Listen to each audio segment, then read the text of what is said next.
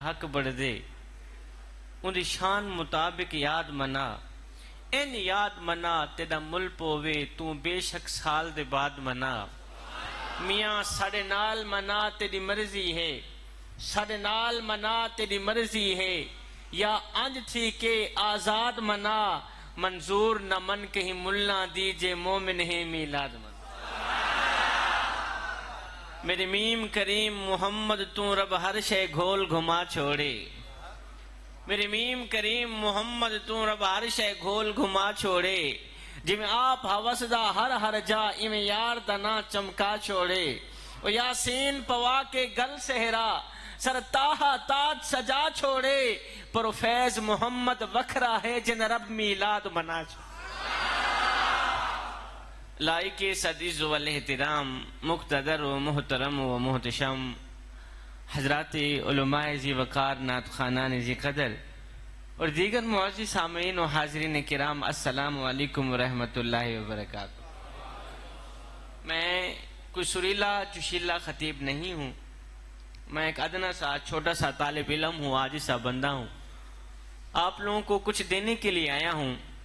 اگر آپ لوگ کچھ لے لیں گے اپنی اپنی خالی جھولیوں میں ڈال لیں گے تو آپ لوگوں کا اپنا ہی فائدہ ہے، نہیں تو پھر میاں بات وہی کہ فقیراں نہ آئے صدا کر چلے نمازی بنو تم دعا کر چل۔ اللہ اکبر۔ میں تقاضا داد بھی صرف اسی سے ہی کروں گا جس کو اللہ پاک نے زبان دی ہو، کہ کم از کم وہ منہ سے یہ تو بولے کہ اللہ پاک نے میری زبان پہ جو حلف سجایا ہے وہ کتنا پیارا ہے۔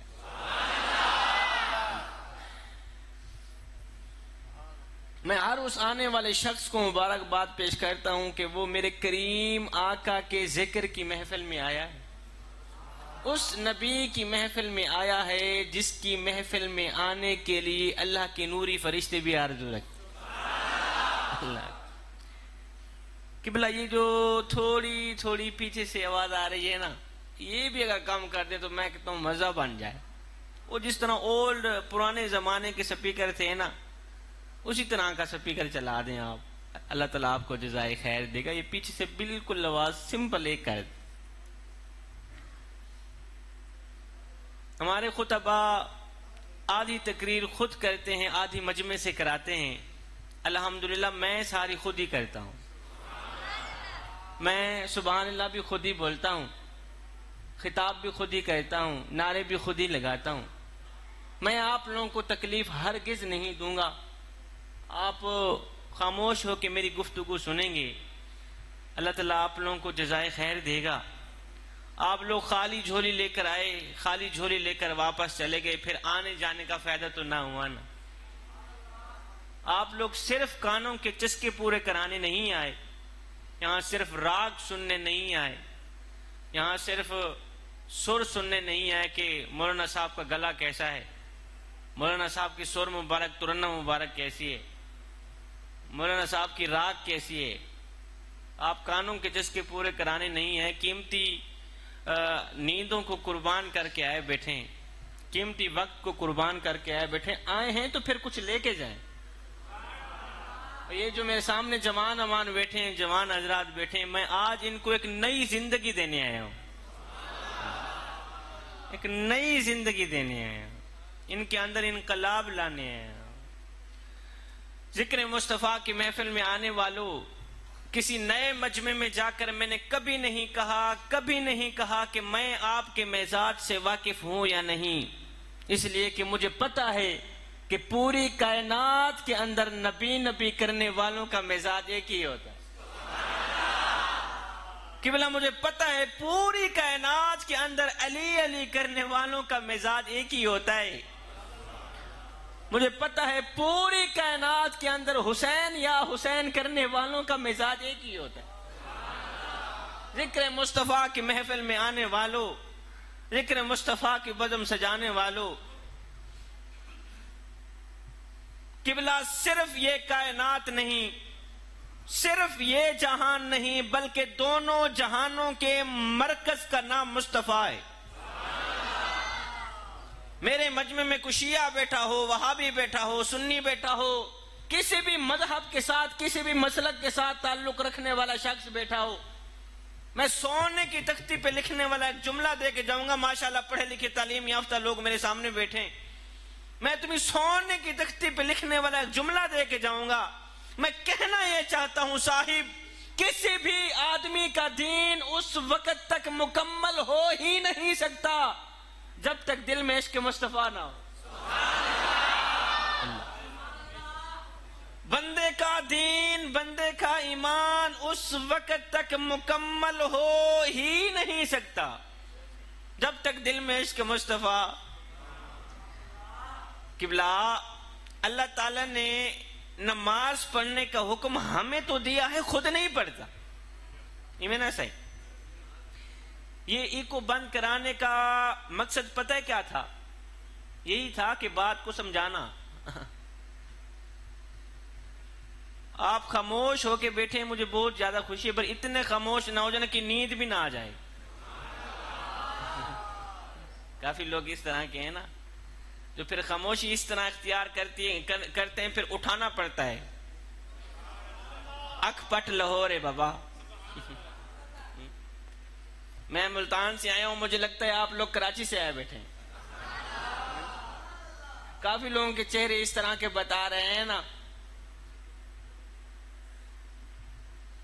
کسی نے کیا خوب لکھا تھا صحیح، جے نیند رہائی تاں سجاک تھیون، جے نیند رہائی تاں سجاک تھیون، شکوک شکوے تو پاک تھیون، جے کہیں دے دل وچ مقام چہنے نبی دے قدمے دکھاک تھی.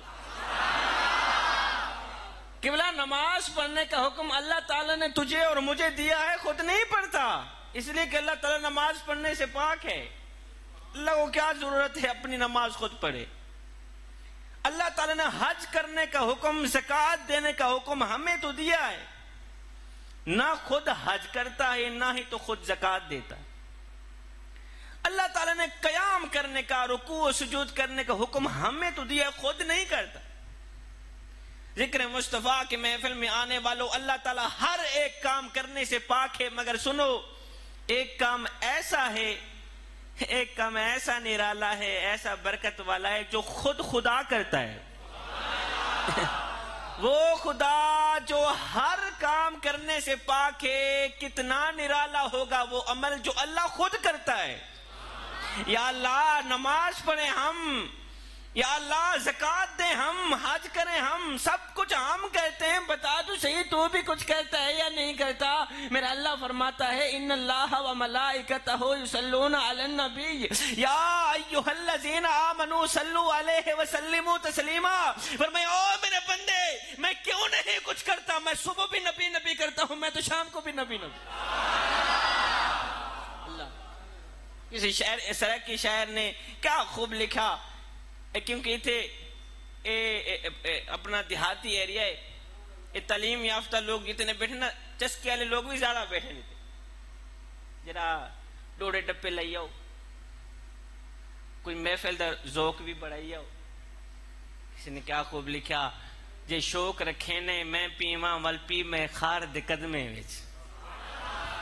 جے شوق رکھے نے میں پیواں ول پی میں خار دے قدمے وچ، میں مارن دا ایہو نسخہ ہے رکھ سر سرکار دے قدمے وچ.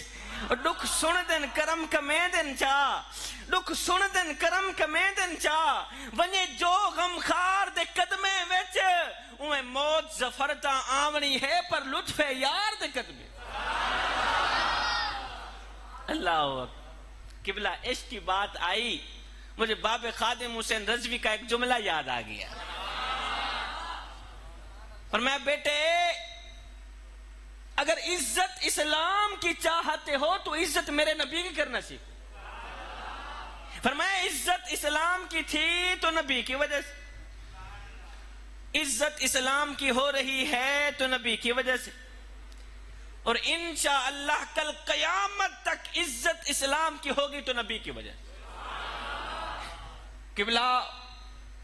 قبلہ میرے بہت ہی عزیز پیارے مفتی صاحب میرے ساتھ بیٹھے ہیں عبدالغفار سے، اللہ تعالیٰ ان کو لمبی عمر عطا فرمائے. ان کی جد و جہد کو، ان کی محنتوں کو میں سلام کرتا ہوں.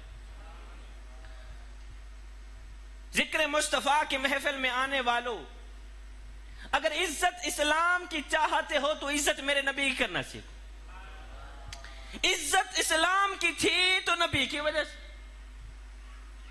عزت اسلام کی ہو رہی ہے تو نبی کی وجہ سے، اور انشاءاللہ کل قیامت تک عزت اسلام کی ہوگی تو نبی کی وجہ سے۔